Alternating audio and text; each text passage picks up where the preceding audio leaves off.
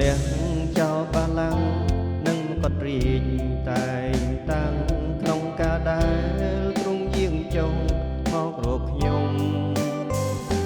តែនៅភូមិពេលធ្លេហឹមរកទីជ្រងអិនសង្ឃឹមឲ្យបុត្រព្រះចាប់កំណើមកទុំអោព្រះយេស៊ូវអើយនៅក្នុងចិត្តខ្ញុំមានទីសម្រាប់ទ្រង់មកសន្ធិដ្ឋនៅឋានសួគ៌លើផ្ទោគ្នាទេវតាច្រៀងគ្រប់គ្នាប្រកាសប្រាប់ពីកំណើតបន្ត្រាខ្ចីតែទ្រង់កើតបែបប្រៀបសារដោយអាកាសយ៉ាងអស្ចារ្យក្នុងការដែលចង់មកគង់ផែនដីអូព្រះយេស៊ូវអើយនៅក្នុងចិត្តខ្ញុំមានទីសម្រាប់ទ្រង់មកសន្ធិដ្ឋ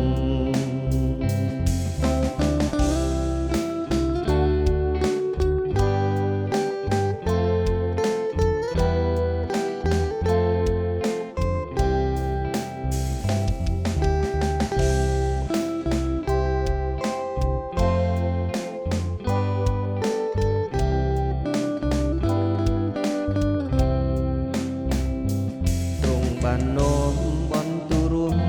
មកឲ្យដល់ពួកមនុស្សសម្រាប់ប្រង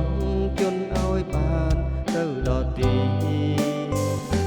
តែត្រូវគេមើងងាយខ្លាំងបំពាក់មកុដបន្លាក់ក្បាំងនាំទៅឆ្កាងលើភ្នំកាវ៉ារីអូព្រះយេស៊ូវអើយនៅក្នុងចិត្តខ្ញុំមានទីសម្រាប់ទ្រង់មកសន្ធិដ្ឋកាលណាឮសូរខ្លឹមត្រែនឹងទេវតាច្រៀងដែរនោះគឺទ្រង់យាងមកវិញដោយមានជ័យសូមឲ្យខ្ញុំគឺព្រះសៀងដែលហៅខ្ញុំមកជាទៀងថាមានទីឲ្យអ្នកមកអាស្រ័យ